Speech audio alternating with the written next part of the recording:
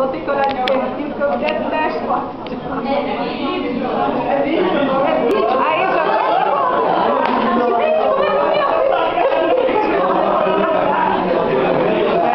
Tá bom, gente.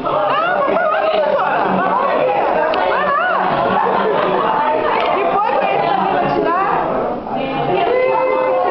Que é isso? Não, vai nada. Vai lá, professora. Fala aí, o que foi trabalhar com a gente? Vai. Vamos ouvir, pessoal. O que vocês querem ouvir? Posso falar? Olha, o que foi trabalhar com vocês? A cada ano, cada semestre, a gente tem um pouquinho de surpresa com cada um que a gente encontra. Falando sério, eu sempre agradeço a Deus por ter essa oportunidade de trabalhar com alunos, porque a juventude, o ímpeto de vocês acaba